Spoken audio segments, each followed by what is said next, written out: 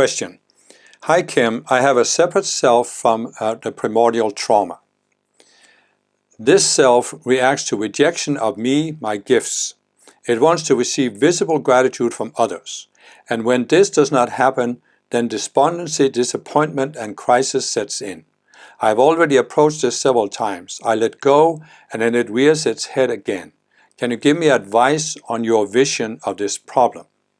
Okay, so in order to understand the background for the question, you have to basically have watched my video about how the world was created, but it will also be helpful for you to have watched at least the first one in the series about avatar psychology. Because what I explained in there is that there are two kinds of planets, natural planets and unnatural planets, and Earth is an unnatural planet. And at some point in the past, there was a number of beings from a natural planet that volunteered to come to Earth, take embodiment on Earth, in order to help raise the Earth up so it could again become a natural planet.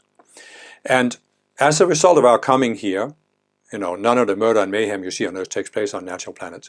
We were shocked about coming here. We were also chased by some beings who wanted to prevent us from fulfilling our role for coming here. And they gave us this, what the masters call the cosmic burst trauma, which leads us to create a primal self. And this primal self is how we react to Earth. So what the person is describing here, it reacts to rejection of me and my gifts. It wants to receive visible gratitude from others. And when this does not happen, then despondency, disappointment, and crisis sets in. So this sounds very much like the primal self of this person. It came here to do something good, and it has been rejected and felt that it can't do what it came here for, and therefore it becomes agitated. It's a reaction I can see in myself. I had it for most of my life, and it took me a while to overcome it when I became aware of it. I could see it in many other spiritual people that I know as well. So the person then says, I've already approached this several times. I let go, and then it rears its head again. Yes, I understand that also. But the reason for this is you have approached it, you have let go of something, but you haven't really let go. There's something you haven't let go of because there's something you haven't seen. And so what we need to recognize here is that the Ascended Masters, they know what we can handle and what we can't handle. So they don't give us everything there is to know all at once. It would be overwhelming for us. So they do what I call progressive revelation. They give a teaching. When a certain amount of people understand and apply that teaching, they give the next teaching, the next level of teaching up. So they first gave these teachings about us coming to Earth as avatars and creating this primal self based on our reaction to Earth, to this birth trauma. Right? And this can be very helpful to know that, and it can help you start resolving a lot of these subconscious selves we have created in reaction to Earth. And that's sort of the first step.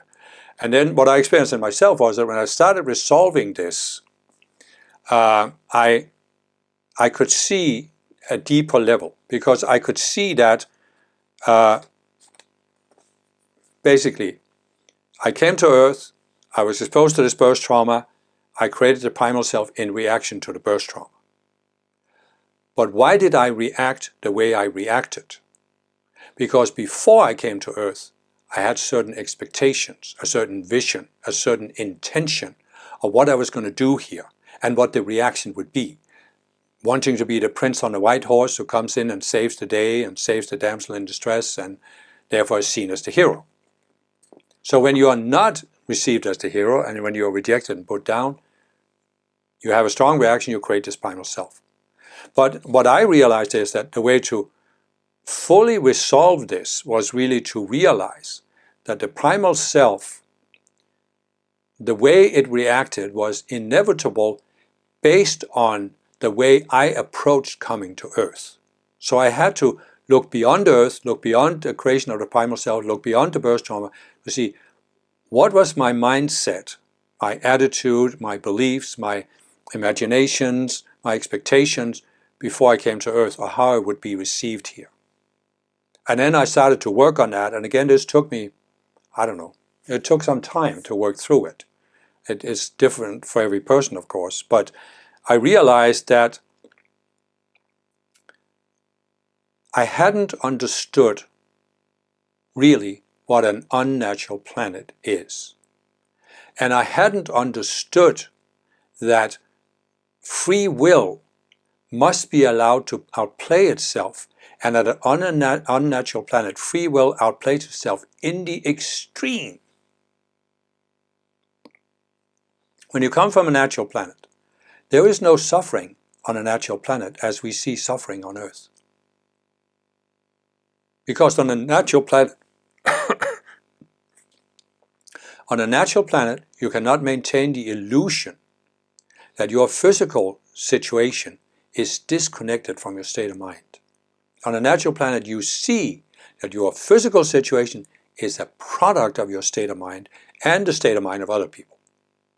So it's not that your physical situation on Earth is exclusively a result of your state of mind, but it's also of other people's and a collective state of mind.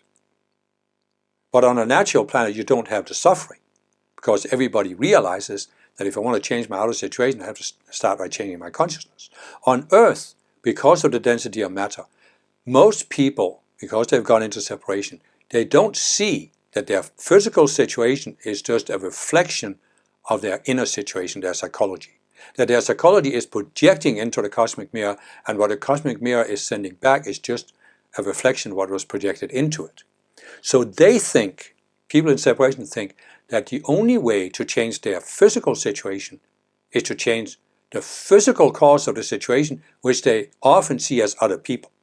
So they think the only way to change my situation is to force other people. And that's what creates all the conflicts and all the struggle on Earth. So when you come from a natural planet, you are thinking that if you can just explain to people this reality, they'll want to change their state of mind so they don't suffer anymore. But you don't realize that, first of all, because they're trapped in duality, it's not easy to explain this to them, because they'll do everything they can to reject it, because the ego wants you to not take responsibility and not admit that your state of mind has an influence on your outer situation. And in fact, part of the experience that you can have on an unnatural planet is that you are a separate being and that you live in an environment that's separate from you, and therefore your mind has no influence on it. And therefore you don't need to change yourself. You can play the game of trying to change other people, which is what the fallen beings are doing by ultimately trying to get everybody to submit to them. So basically we can say most of us came to Earth with a completely naive expectation of what would happen here. Completely naive. I can see this myself. I was completely naive, because I thought that people didn't want to suffer. But the reality is that people want to have the experience of being separate beings. And when you're a separate being, it's inevitable that you suffer. I explained this in some of my duality videos. So people indirectly, not consciously, but indirectly want to suffer. And here I'm coming with the attitude, oh, there shouldn't be suffering. They shouldn't be allowed to suffer. And I'm in essence saying that I'm here to violate people's free will so they don't suffer anymore. But that's not why you came as an avatar to Earth. You came to help pull up on the collective so people might raise their awareness and choose not to suffer. But until they've chosen, you've got no options there. If you can't explain it to them, which you most likely can't, then you're powerless to change people. You're powerless to stop the suffering.